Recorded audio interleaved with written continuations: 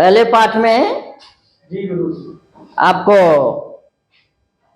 नाभस योग पढ़ाए थे। जी गुरु। नाभस योग के लक्षण कितने 1800 प्रकार के हैं और उसमें कुछ मुख्य जो है वो अब आपको हमने लिखा दिए थे। आश्रय योग, दल योग, है ना, आकृति योग आदि, ये आपको संख्या योग आदि लिखा दिए थे। आज हम क्या पढ़ाने जा रहे हैं? आश्रय योग का लक्षण और उसका फल। आश्रय योग क्या है? अब ये हम एक कुंडली बना दी है। कुंडली कई प्रकार से बनाए जा सकते हैं। इसमें हमने मेष लग्न दिया है। आप कोई भी लग्न आ सकता है, बस जातक का जो जन्म होता है ना, तो उसका जन्म किसी भी लग्न में हो सकता है। तो हमने यहाँ पर मेष लग्न बताया। अब राशि कितने प्रकार के होते हैं? 3, 4 स्थिर और द्विस्वभाव। तो ये चर स्थिर, चर राशि 1, 4, 7, 10, स्थिर राशि 2, 5, 8 और 11, और द्विस्वभाव 3, 6, 9, 12 ये होते हैं। तो ये चर राशि, स्थिर राशि और द्विस्वभाव राशि आपने ये देख लिया। उसके बाद आश्रय योग 3 प्रकार के होते हैं। कौन कौन?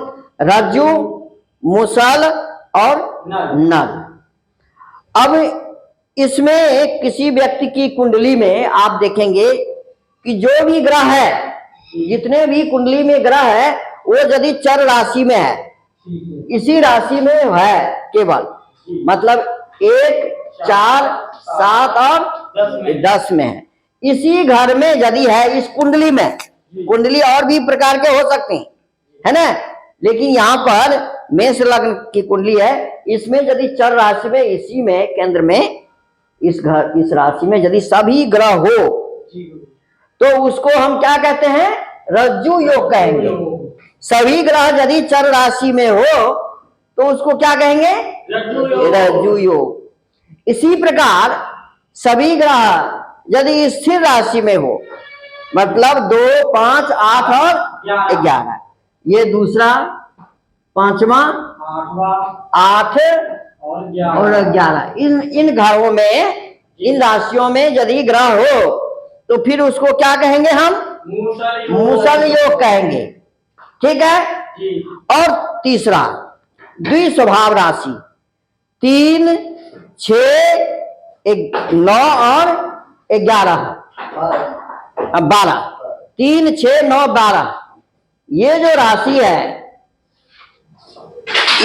इस राशि में यदि सभी ग्रह हो, 3 में, 6 में, 9 में और 12 में, ये यहां पर देखिए, ये इस घर में, इस घर में, 9 में और 12 में, इनमें, इन घरों में, इन राशियों में यदि सभी ग्रह हो तो उसको क्या कहेंगे? नल योग। तो इस प्रकार कुंडली देख करके आप लोग बता सकते हैं कि ये चर राशि में है या स्थिर राशि में है या नल राशि, द्विस्वभाव राशि से रज्जु योग, मुसल योग और नल योग को आप जान सकते हैं। अब यहाँ पर है कि योग तो बता दिया, लेकिन उसका फल क्या है? यदि किसी बच्चे का जन्म रज्जु योग में है, मुसल योग में है अथवा नल योग में है, तो उसका फल क्या है? आपने नीचे लिख दिया है। रज्जु योग में यदि किसी बच्चे का जन्म है तो व्यक्ति क्या होगा?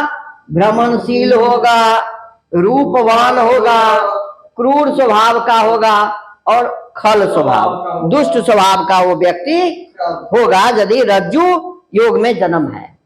यदि मुसल योग में जन्म है तो ज्ञानवान तो होगा, धनवान भी होगा, ऐश्वर्य से युक्त होगा, प्रसिद्ध व्यक्ति होगा और उसके पास अनेक संतान होंगे। उसके बाद नल योग में यदि किसी बच्चे का जन्म है ना, द्विस्वभाव राशि में यदि सभी राशि हैं तो नल योग हो जाएगा।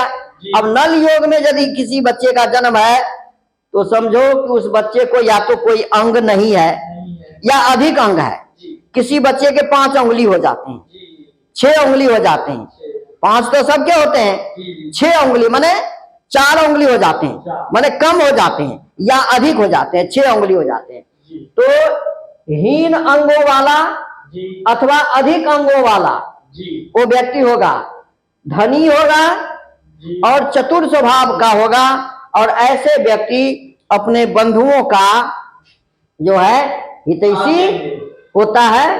रज्जू, मूसल और नल को पढ़ा। आगे उसके बाद